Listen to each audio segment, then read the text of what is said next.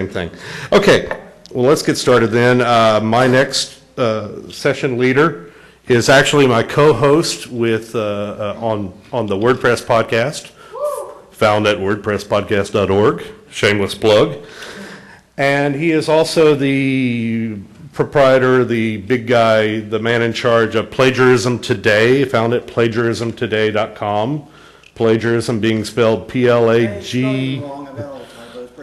I mean, I never spell it right. Anything I haven't bought, please let me know. Yep. He is not a lawyer, and he'll tell you that in just a second, but he is something of an expert when it deals to copyright law and blogging and plagiarism and scraping and things like that. So he has a lot to offer, and I'd like you to welcome my good friend, Jonathan Bailey.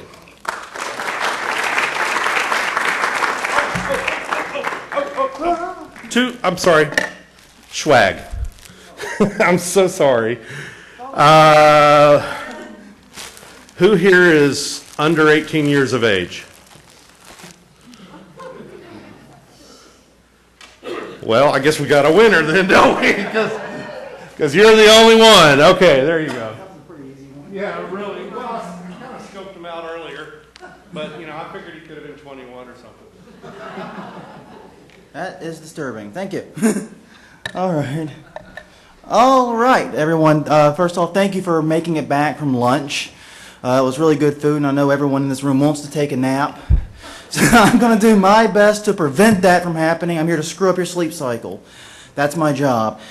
As you can see in the lovely thing behind me, this is how to prevent, detect, and stop content theft at Wordcamp Dallas 2008, for those who have been drinking heavily during lunch and forgot where they are. Basically what I'm going to do is a brief overview of content theft issues on the web, especially as it relates to WordPress and blogging in general. But before I begin, I want to take the megalomaniac route and talk a little bit about me. This is my first time at one of these, and a lot of people don't know me, so I want to just take like 20 seconds to introduce myself. I am a webmaster, author, and journalist. My background actually comes from the School of Journalism and Mass Communications in University of South Carolina. I am not a lawyer. That is extremely important. He highlighted, I want to highlight it. I am not a lawyer. That's a big deal. But despite not being a lawyer, I have resolved well over 600 cases of plagiarism in the past 6 years. I average about 2 to 3 a week. I've been ramping up lately as I've been doing my own work. This involves just my own content, no one else's. So think about that as we go through this. I founded Plagiarism Today in the year 2005. Actually, it was August 2005. And that date is of no significance to anyone in this room outside the fact that I currently live in New Orleans. And those watching the news might know that we had a little bad weather right around then. Little climate issue. And, I nailed the startup time for my blog perfectly, let me tell you. Nothing like a little chaos to get it going good. But I currently actually work full-time as a copyright and plagiarism consultant, dealing with technology issues largely. And I have the dubious distinction, this is according to my own math, of being the most frequent Rickroll victim so far in the year 2008. Curse you, Rick Astley! I will get you. And by the way, some of you know who you are, sleep lightly tonight. I'm not going to use this to get you back, but some of you're in for it. So that brings us to the topic at hand. What is content theft? Well, it's a misnomer. First and foremost, it is not an accurate description by any stretch of the imagination. I am the first person to admit that.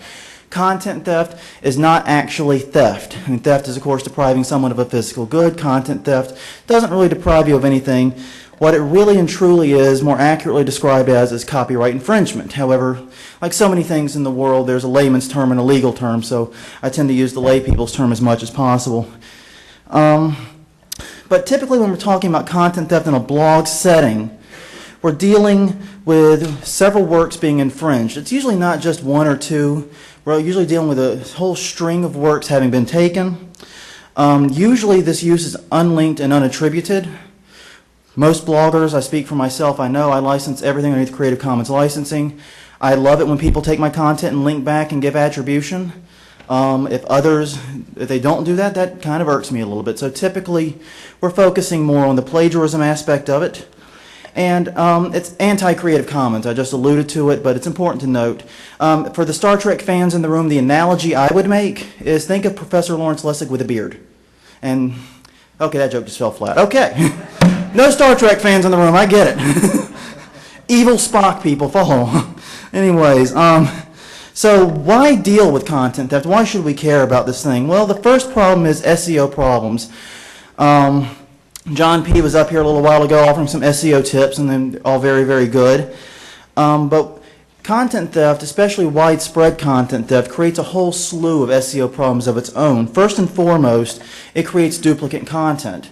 And I've seen many situations where a site has been scraped and spam blogged or just outright plagiarized so heavily that the site itself, the original site, goes way down in the Google index and sometimes even gets kicked back to that horrible little supplemental index.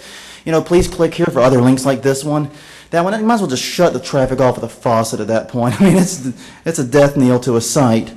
But the other thing is it reduces ranking in general, because what can happen is if you have a keyword totally unique to an entry on your site, and you know, basically if someone searches for that keyword, you're number one. You're guaranteed a number one spot. But if 4 or 5 other people come along and scrape it, you're now got about a 1 in 5 or 1 in 6 chance. It reduces your odds and it makes it a much larger uphill battle. Other issues are licensing issues. Does anyone here license their content through like Blogburst or anything like that? Try to get it out the other channels? Okay, no one? It's something to consider then. Excuse me. But if you're trying to sell your work or license it, even underneath just a Creative Commons license, even if it's just underneath a free license, and who does use Creative Commons, by the way? I'm just curious. If you, okay, a lot of you, okay. Creative Commons license, that makes it more difficult too, because the license doesn't go with it, and people who want to use it again don't know the terms. That creates a great deal of dilution there. It's also unfair competition. I know from talking, a lot of you are business bloggers. Well, if a competitor takes your content and uses it on their site, the time and money you spent to create that content, they save. They don't have to spend it, and they can offer their services cheaper and have more billable hours or whatever. And then finally, there's the emotional reasons. We get attached to our work. It's kind of natural. When you put a lot of time and energy into something, you get very attached to it. It's unavoidable. And the most typical response whenever someone finds this out is, mine, mine, mine, mine.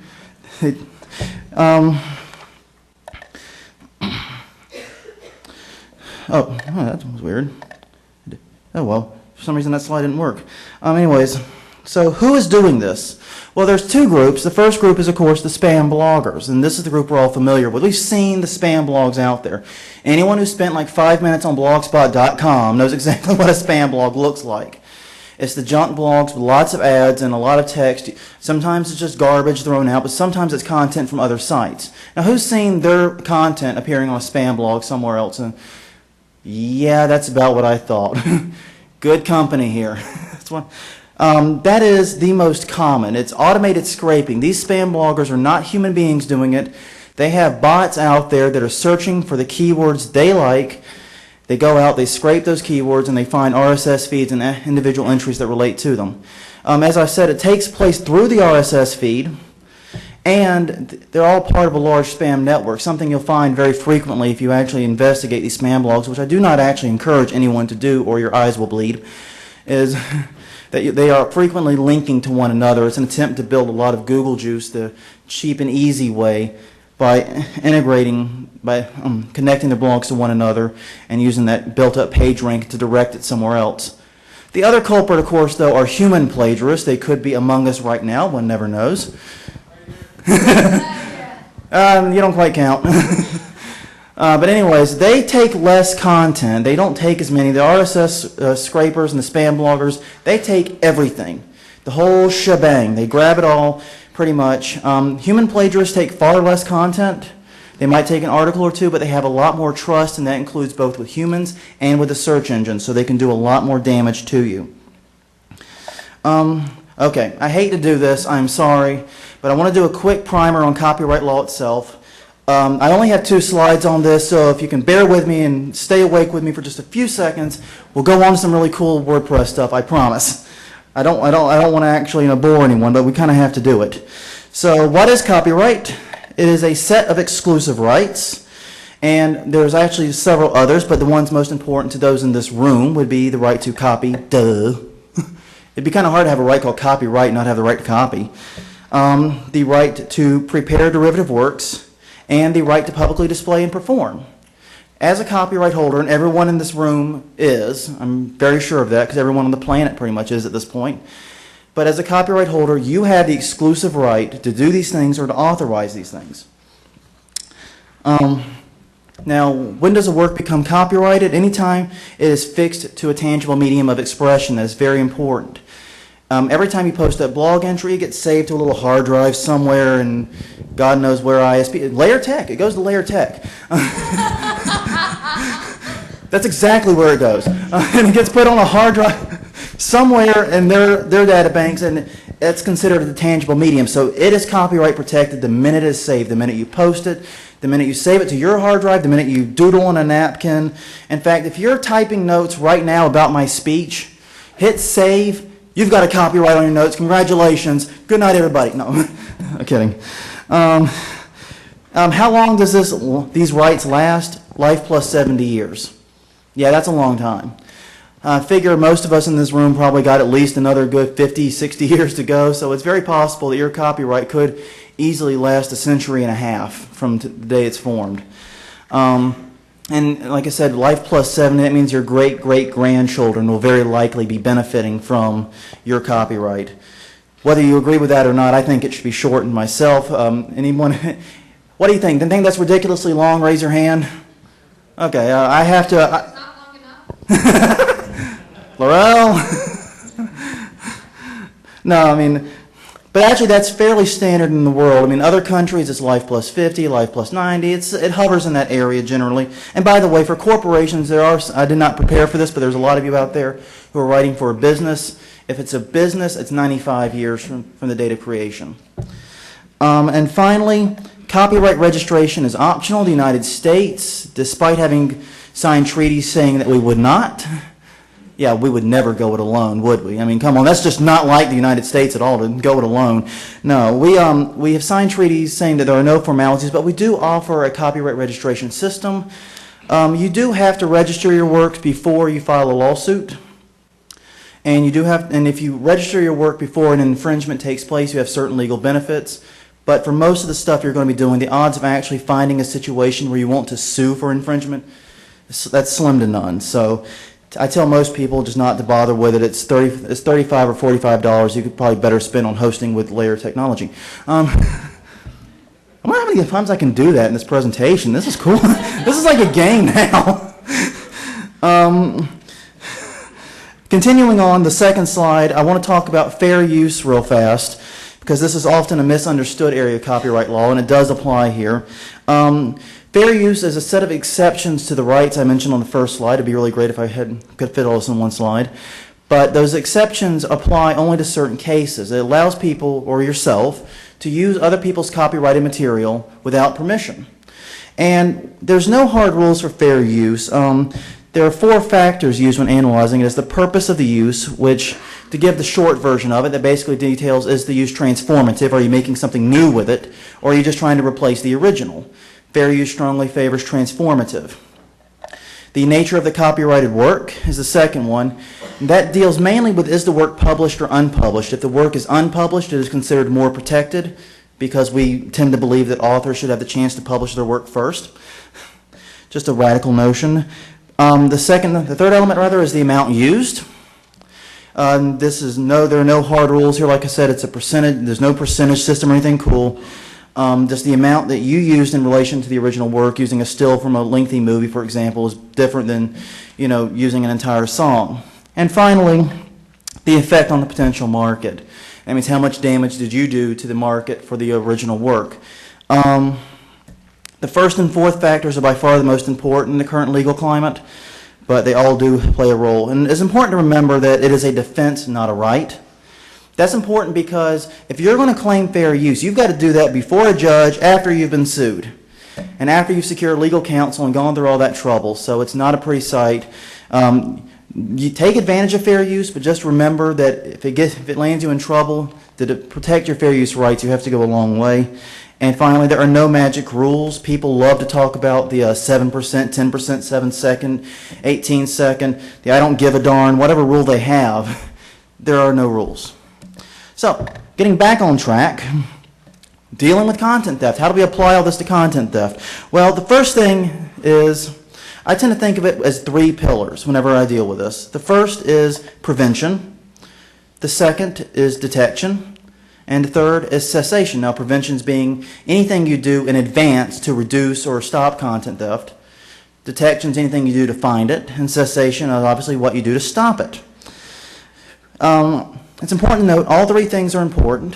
You have to at least have a little bit of all 3. And that no 2 strategies are the same. Depending on how you want to use your content and how you want it to work for you, your strategy is going to be different than the person next to you. Everyone sitting in this room is going to come up with their own strategy. That's very important. So we're going to take a look at the pillars one at a time just because that's the way I do it. And I made myself laugh. That's half the battle. So prevention, like I said, is anything done before the content is posted. There is a lot of overlap, by the way, with prevention and detection. We'll talk about that in a minute. But it is designed to deter and reduce content theft. However, it is not designed to eliminate. It's important to note that. You cannot eliminate content theft. I am very much against DRM, like we all know what Sony did, for example. DRM structures, especially on the web, do not work. They just irritate regular users. I mean, who in here has been frustrated by like sites with a no right-click script? Yeah, I mean that's probably that's not a very effective protection system, and it annoys a lot of users. So I personally try to avoid anything that's remotely DRM-y at all, as one might say. But one thing you can do, and one thing everyone in this room should do, is add a copyright notice to your site. That should be like immediately. I mean, you got laptops out, maybe you can do it now. If you don't have it. And the reason for this is, I know you're thinking, well, Jonathan, you crazy guy, you just said we don't have to do anything. Well, you don't. But people don't know that. And that's a problem, because if people see your site without a copyright notice, they're going to think it's fair game. And they're going to wind up taking your content in a semi-innocent manner. I mean, I can't call it completely innocent, but at least without thinking they're violating the law. So it's worth taking that little 1/8 of an inch in your footer to put a copyright notice. And I know Laurel will agree with this, but have it linked to your copyright policy, whatever it may be. If it's a Creative Commons license, have it linked to that. If it's a don't you dare touch my stuff license, have it linked to that. The next thing is, of course, copyright licensing. We come full circle. I personally am a big fan of Creative Commons licensing. I've said that before. I'll say it again. But I think it's a great license because it encourages users to use the content in a legitimate way, and it lets you focus your time, your energy, and your effort on catching the truly true bad guys. This way, you're not spending your time, battling fans of your work who are trying to share it, or people that might be helping you. You get to focus on the people who are truly doing you wrong. But that being said, there are other licenses. There's a GPL for documentation. There's a whole slew of other licenses out there. And if you're particularly brave, you can even write your own. I mean, the simplest license you can write is all rights reserved. So there's absolutely nothing stopping you from doing that. Another good prevention technique is self-linking. Now, I believe this was something else John P. was talking about in his presentation, at least a little bit. But cross-link between your posts, and we'll see why in just a minute. But if you reference something that you've talked about elsewhere on your site, link to it, and you'll see why. I promise I'll get to that. Real fast for the multimedia crowd here, I know there's a lot of photo bloggers and video bloggers and podcasters. If you're dealing with images, consider watermarking them. I'm not particularly fond of watermarking myself, but it's a very, very effective method of content protection. It's I find it a little bit annoying, but if you do it, the key is going to be balance the visibility of it with the protectiveness of it. You can't have one that's invisible, that doesn't do anything, but if you have one that's way too in your face, it really obscures the viewer's ability to see the image. It's not a reader if it's a photograph. And of course, you can always just be creative. I was on one site recently, and I wish I thought I had the foresight to grab a screenshot, but it had our annoying watermark in the upper right-hand corner, and it was very gaudy intentionally, and it was actually kind of humorous. And we see a lot of sites like College Humor, for example. I don't know if you're familiar with that watermark, that put their logo on there and do it in a semi-creative manner, and that doesn't seem to annoy people, at least too much. Image hot linking. You can do a lot to prevent that. I'm sure we've all seen that at least a little bit, where someone, rather than copying the image to their own server, just simply throws them from your site. And some sites, such as PhotoBucket and Flickr and so forth, actually encourage that with a little bit. But it's annoying when it's from your server, because not only does it raise copyright issues, but they're stealing your bandwidth at that point too. You can install scripts to prevent that, but be mindful of RSS readers, people.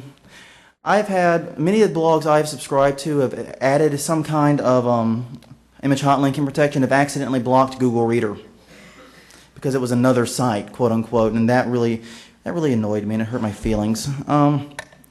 Video and audio are not major concerns. Most spammers are targeting search engines currently still. So we're not seeing a great deal of video and audio because it can't be indexed. And also the tools and technology are still too difficult to use. I mean, they're easier than they were 5 years ago, but it's still not so easy a caveman can do it. However, yet is of course the caveat to that. One never knows where search is going next. So we get to the WordPress stuff. I know everyone's like, when's he going to talk about WordPress? We get to a few things on WordPress. WordPress plugins to help you protect your content. Since I've mentioned that most plagiarism and content theft is through the RSS feed, most of these plugins work to protect the feed in some way. And the first one I want to highlight is Copy Feed. And you can find it in the plugin index on WordPress.org.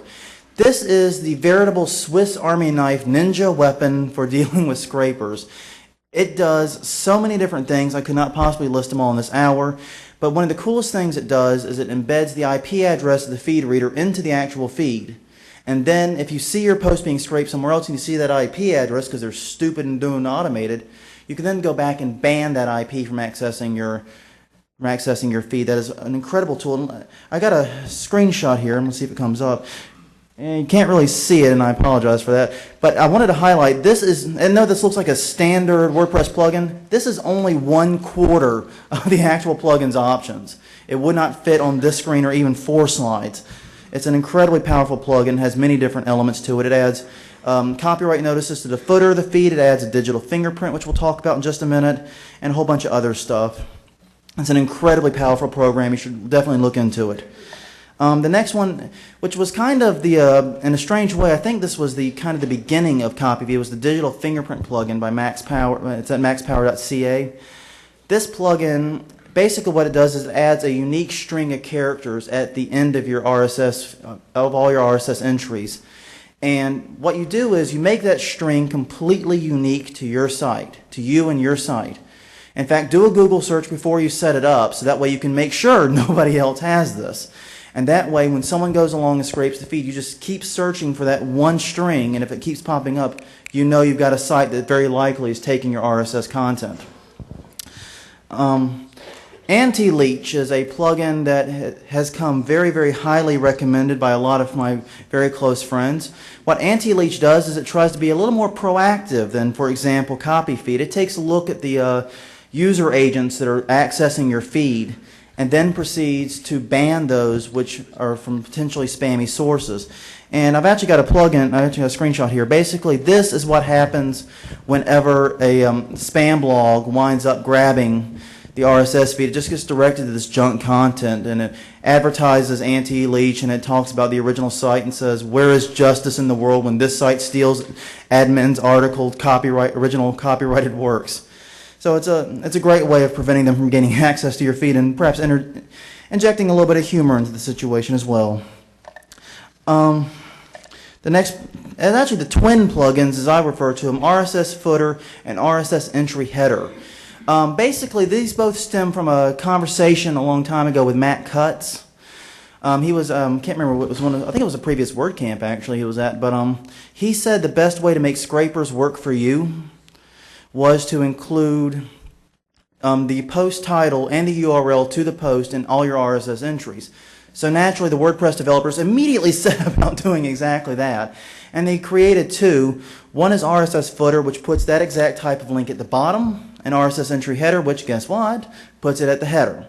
The header is going to annoy your regular viewers more, but will definitely be picked up by more spammers, and the RSS footer is less annoying, but probably won't be picked up nearly as much. I have to caution, even though Matt Cutt said that's the best way, it obviously isn't a perfect system. I know several people that used it and still ended up being ranked lower than their scrapers, but others have said that it helps, so take it as you will. Another is the Numbly plugin. This is by Chris Matthew from Numbly.com. He's my co-host on the Copyright 2.0 show, conveniently enough. This plugin, what it does is it timestamps all of your entries and basically it doesn't I guess it is a fingerprint actually. Who am I kidding? It fingerprints it using like an MD5 hash. So this way you have a certified record when the post went up and exactly. And also preserves the author information and all that other good, wonderful stuff. So this way, if anything were to happen and you were in a dispute where you had to prove your ownership of the work, here you would have a third party proving it. I have to caution, this is the only plugin that may cost you money. Getting a Numbly account with enough numbers per month would probably cost you at least a few dollars. Then there's FeedBurner and FeedSmith. How many are here on WordPress.com? I'm just curious, are you using WordPress.com? Okay, a few. If you're using WordPress.com and you can't install plugins, moving your feed to FeedBurner is actually a very smart move. WordPress.com, last I checked, does have that ability. That's a very powerful tool because FeedBurner has an uncommon uses feature, which since FeedBurner has kind of this, I guess you would call it a bird's eye view of RSS feeds. I mean, they host over 800,000 of them last check. They know which user agents to expect and which are suspect. And by doing that, they're able to point out, okay, these guys we understand, we know who they are, but these few down here are a little bit dicey. You might want to take a look at them, and that helps detect a great deal of spam blogging that way. Next, we're going to move into detection, and I'm going to break it down in the realm of fantasy, meaning how we should be doing it, and the reality of how we are doing it, because there's a big disjunct here. The first idea is Google Alerts. Now, who in here has used Google Alerts before? Who's familiar with it? Awesome. Nice. I like that. Google Alerts is an incredible tool for a lot of different things. I'm sure most are using it for tracking news, vanity searches, incoming links, etc. That's wonderful. It's great for that, but it's also good for this. Because remember we talked about that digital fingerprint? Put that into your Google Alerts. Google will conveniently email you every single spam blogger it finds. It's great also for static and keystone content. Since we're all WordPress users here, think in terms of pages instead of posts. Anything you update and constantly cycle out, probably not terribly handy for, at least not without the digital fingerprint. But anything that remains unchanging and is likely to be misused anytime in the future, go ahead and consider. What you do is you just find a good unique phrase, put it in quotes, and punch it in. And let me show you. I mean, here you have a sample of the Google Alert box blown up about 800,000 times. That's the biggest Google Alerts has ever been, folks. To create a Google Alert, you just enter the search term. You select type being comprehensive. How often is your choice. I choose once a day for all of mine. Some people do it as it happens or weekly. And then your email address, and you are done. You will just get convenient little emails letting you know who has potentially used your content in a way that you would at least like to follow up on. Going back to digital fingerprints, here's a good example of a digital fingerprint. No need to write it down. You're going to want to create your own. This will probably be on the web later. But it's got to be just a bunch of gobbledygook. I believe mine is something like John B., a whole bunch of numbers I mashed on the keyboard. And I don't even know what it is. But I know it because it's in my Google Alerts. I can look it up. But you see, point being, you want it to be something that's inexplicable and is completely unique to your site. And like I said, the important thing is it's got to be unique. Unique like a snowflake. Oh, no, isn't that sweet? The twin sites for content theft detection are Copyscape and BitScan. Copyscape is copyscape.com. Bitscan is bitscan.com. No shockers there. I'm going to show you, this is a screenshot of Copyscape, rather. Very, very Google-esque, and it's fitting because it got its start from from the old Google Alerts site. When Google Alerts was actually a private company doing something completely different. The name Google Alerts, rather, was assigned to a completely unrelated to Google project. But you can just punch the URL of your site or the page, click go, and its secret sauce and secret formula will go through and find any potential matches for it. And here's one of BitScan real fast. As you can see, it's the same deal. Punch the URL, scan for copies. It's that simple. A word of warning on both of these, though. They're a little bit hamstrung because they both rely upon the Google database. And that's kind of a weakness because, A, Google does work to purge spammers, despite what some of us might think, and have a lot of empirical evidence to the contrary. So you might not get all your results, and also they're never going to catch as much as Google because their secret sauce, however they go through and parse it. And believe me, I tried to get them to talk to me about this. They refuse. This is like military-grade secret for these guys. It's pretty amazing. But however they do it does not seem to return the same number of results if you would just search for it for yourself. Copyscape is totally free. There is, for a limited version of it, that will give you the first 10 results. But with Copyscape, it's $5 and you get 100 searches.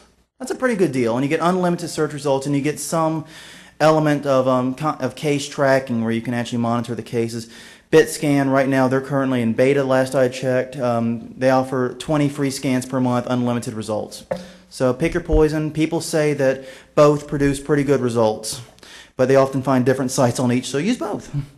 There are future companies. I hesitate to talk about things that aren't here yet, but there are a lot of companies entering this space and dealing with this issue. Attributor is one, BlogWorks is another. I do some consulting for Attributor, but these are great companies. They are entering this space and they are trying to solve this problem, and what they're trying to do is find ways to make detection easy and to make stopping it easy. They are trying to really bring all of this into one unified area and make it so that, well, even the caveman can do it. I hope them well. Now, detection reality. How do we actually do this? I want to see how many of you have had this happen. I'm deadly curious about this. Idiot spammers who send trackbacks and pingbacks for posts they scraped. Who's had that happen in this room? There are a lot of stupid spammers out there is what I'm seeing, folks.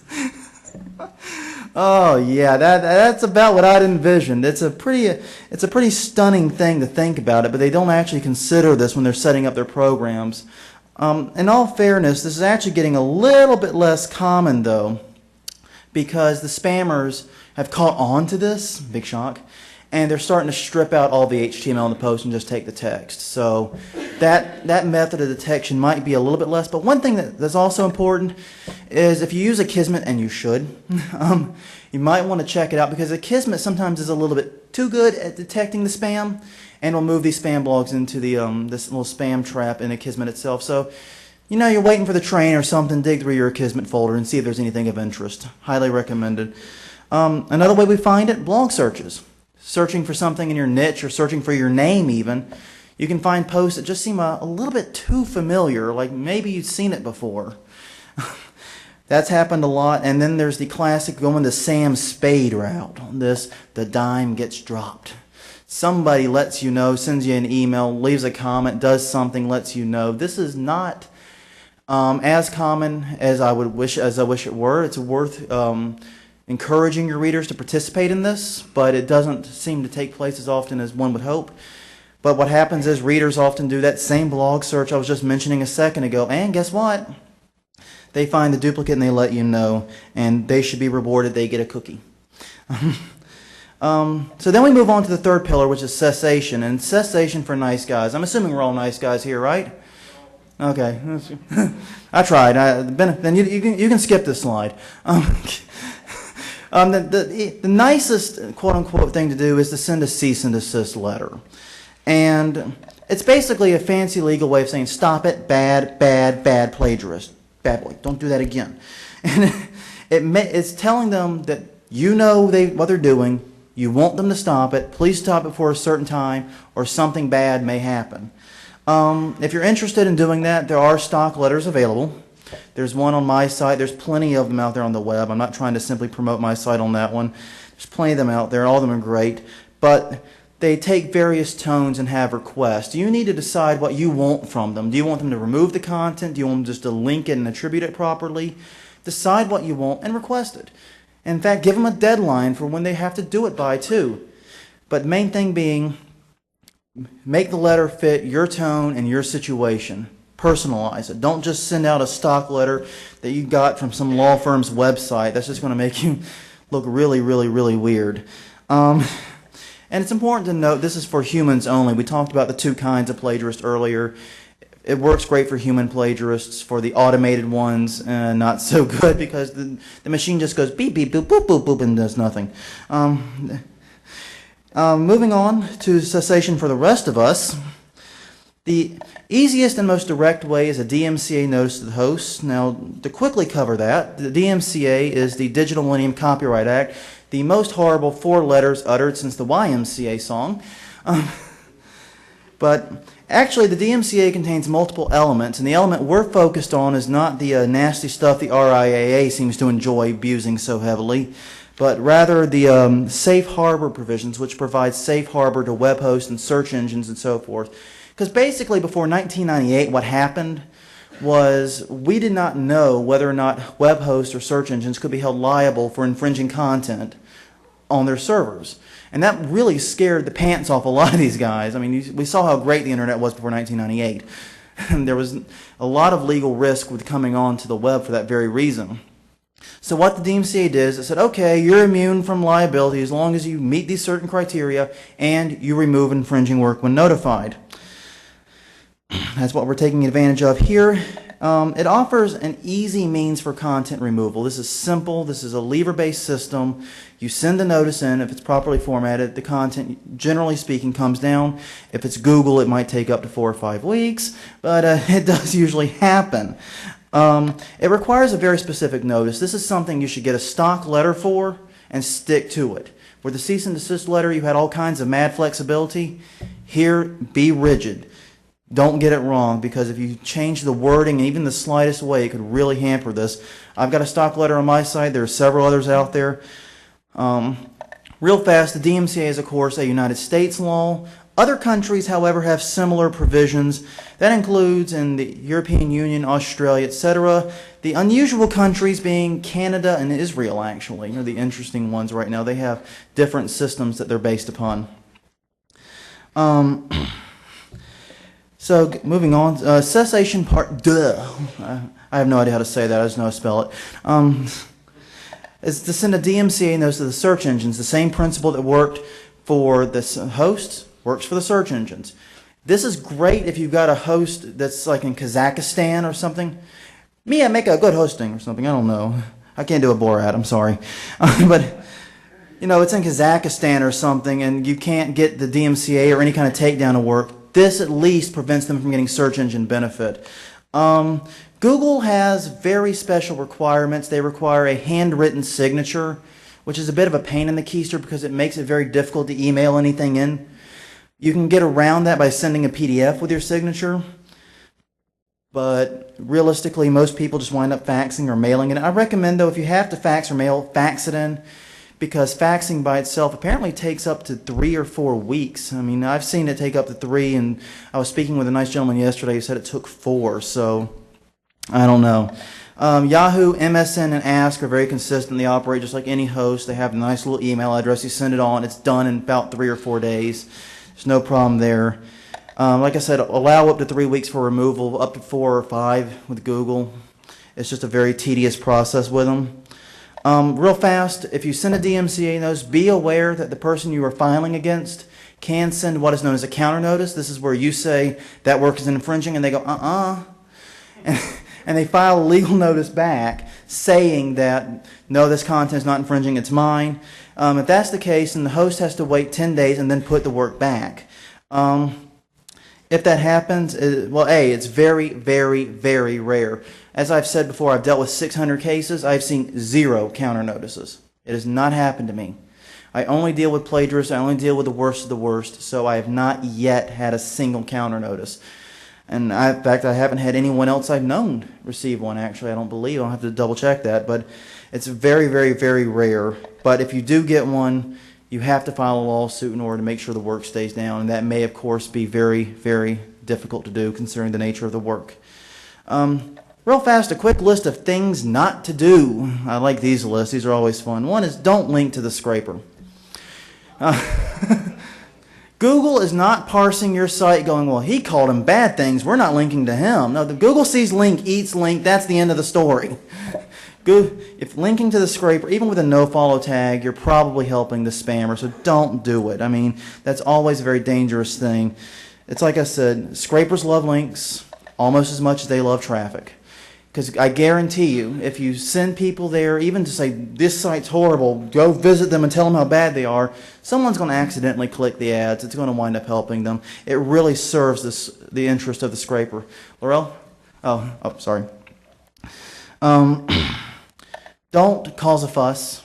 I generally don't approve of this because, A, it works inconsistently. If the scraper is automated especially, they're not going to know that the fuss is going on, and they're not going to care. Once again, machines don't typically care much about their reputation on the web, it seems. They don't have feelings. So it doesn't work consistently, especially with automated scrapers, and it raises legal issues. Because look, I've had these situations get out of hand where people start filing death threats, making phone calls. You don't want to be tied to anything like that.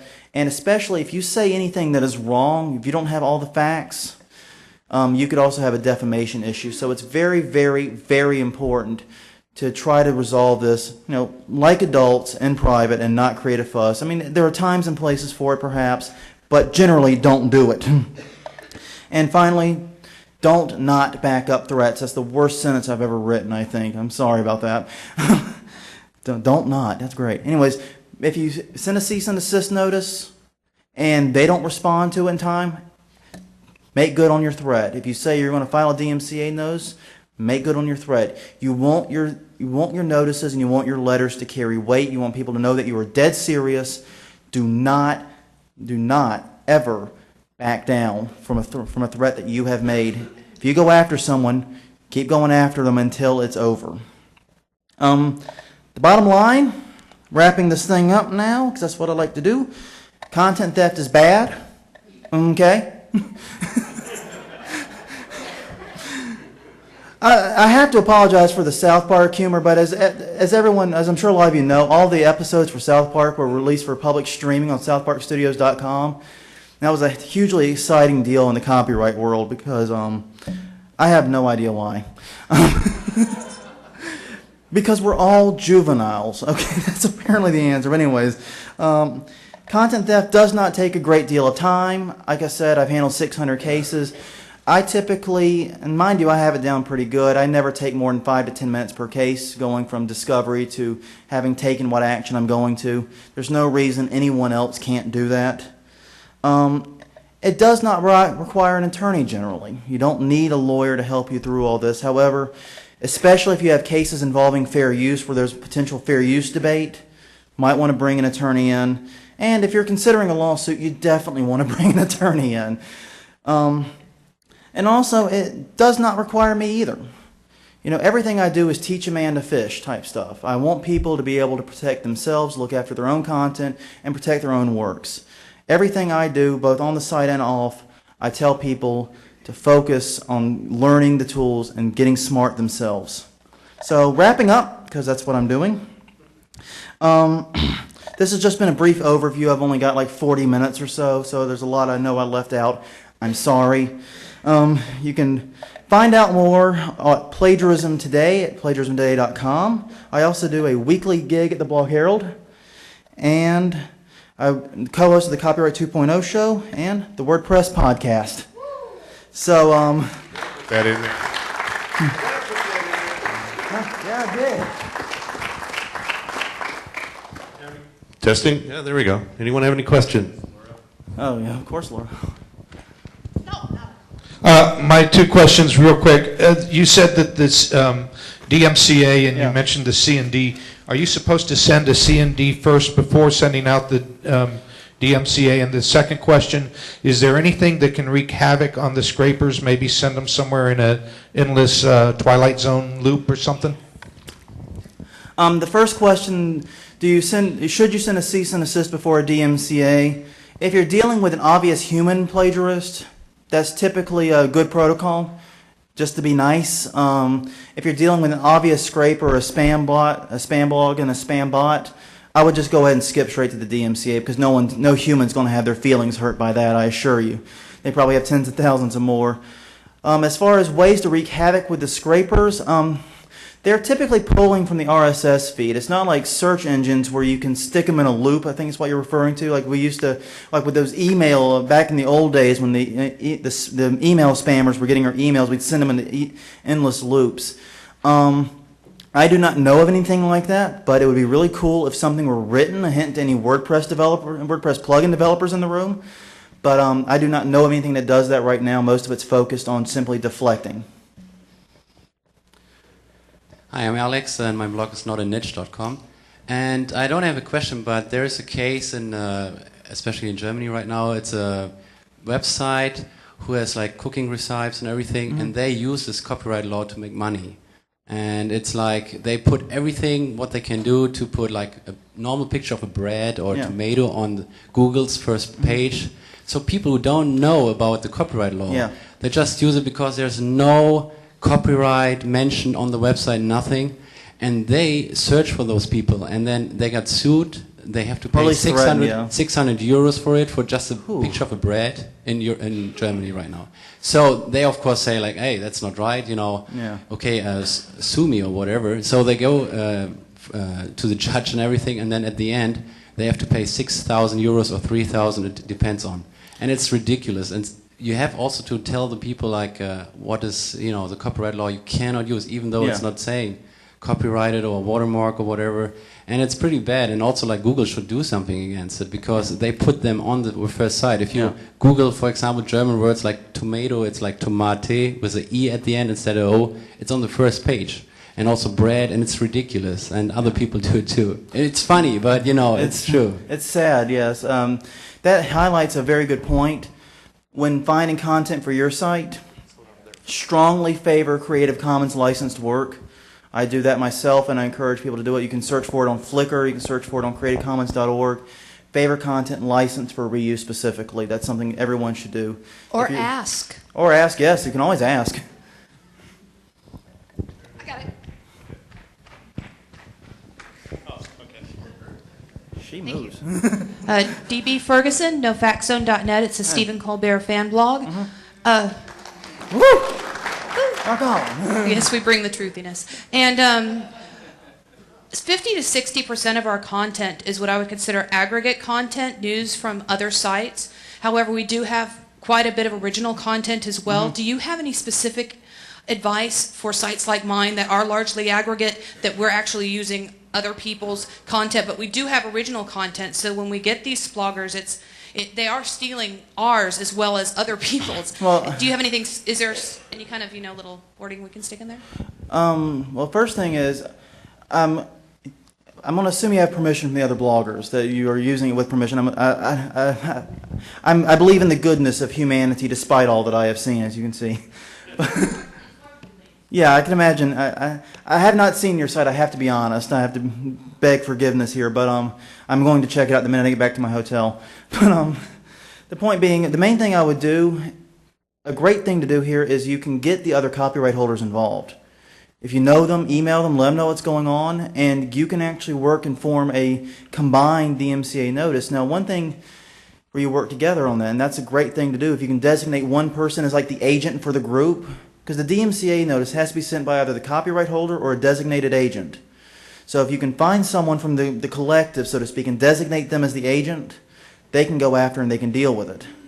And as far as like a notice or something to put on there, just a good old-fashioned, like Copy Feed does it, and Feed Footer and others, a notice saying that this notice is copyright, so forth. And be sure whenever you use something with someone else's content, you link to the actual site you got it from, and make a note that it's copyright from that site. Just make sure, I call it radical clarity. Go beyond what is just the status quo. Go a little bit extra. That'd be my best advice. Yeah, this is Jeffro from Jeffro2.0.com. Yo, Jonathan, over here. Oh, hey, whoa. Oh, hey, how you doing? Yo, why'd you sit over there? You created quite the controversy with a recent post on bloghero.com, and I bet you know which one I'm talking about. But oh, Lord have mercy. Keeping legitimate users in mind, along with scrapers, can you kind of give us a rundown as to which one should we be using? Partial RSS feeds or full RSS feeds? Okay, now this is actually a very good question. I'm glad you asked, because I did not intend to cause a blank storm with that post. I thought it was probably the least controversial thing I've ever said in my life. But basically what I said is I prefer full feeds. And yes, full feeds do expose you to greater scraping. That is true. However, if you do things like digital fingerprints, use anti-leach, and take precautions, you can keep scraping to a minimum and appease your readers. And Laurel also, with hers, has that little signature at the bottom of everything. I think that's a great idea. I think stuff like that works really good. So use your full feed, because, and here's the other part of the problem. Think about this for a second. Technorati, if you have a partial feed, Technorati can still grab the full post and search through it. If they have that ability, the scrapers do too. It's only a matter of time before we start seeing full post scraping from partial feeds. So at best, a partial feed would be a temporary fix. So I definitely much stronger prefer full feeds. I'm with John P. and others on that. What about a feed that's done in two parts? Like maybe you split your article into two different, maybe crazy, but I used to send people the username in one email and then the password in a different email. Are you talking about like splitting the article into two different entries in your RSS feed? That's an interesting idea, but the thing is, the thing that would confuse, well, that would be really interesting to see on a spam blog, because they'd scrape the top part first and then it'd be all out of order. But yeah, no, they'd probably wind up scraping both, because if the RSS scraper is scraping your feed, as in just subscribing to your feed and taking whatever you post, they're going to get both. And if they're scraping keywords and just searching for sites that have the keywords they need, they're probably going to get both that way too, just because the keyword's going to appear in both halves. Okay. Could you come down here? He had a question and we'll go right after Mark here. All right. Oh, no. I got a question from Jay Patrick. He asks if larger hosting companies seem to insist on evidence of splogging being given to them via snail mail. Is that something they should always be able to enforce, or should sufficiently detailed email evidence always be accepted? That's a good question. It's something I've actually noticed lately. There's a lot of large hosting companies. I'm not going to name the planet by name. Has been getting very picky about their spam reports when you report spam. Honestly, I think hosts have an obligation to keep spam off their servers, for not only for their own benefit. I mean, the reason domain hosts do it is because they have paying customers. They don't care nearly as much, but it does hurt other customers, especially if the usage gets too high. So I do think they have an obligation. And 9 times out of 10, you can just see the site and tell it's a spam blog. There's no real, I don't understand why a lot of these hosts are throwing up these artificial barriers, because you can report most abuse via email. It would seem to me that you should be able to report spam as well. Now, I got to say on that note, I think WordPress and Automatic have done an absolutely phenomenal job keeping spam off their site. It's not 100% perfect. No one is. But compare them to Blogspot and you'll see what I mean. Under fair use, like with regards to using images, when we're doing an editorial report on something that's happening and we're taking let's say a photo from a news agency, and I believe under fair use we're allowed to use a thumbnail version of it. Is there a particular size, the max with the thumbnails? Like I said, there's no hard rule with fair use. There's never been a hard rule and there never will be. I will say this. Editorial content, news reporting, etc., that's some of the most protected kinds of speech when it comes to fair use. So as long as you're using the thumbnail and you're doing it in good faith, I wouldn't worry terribly much. I mean, there's no way to say. I mean, really, the fair use decision could come down to what the judge had for breakfast that morning.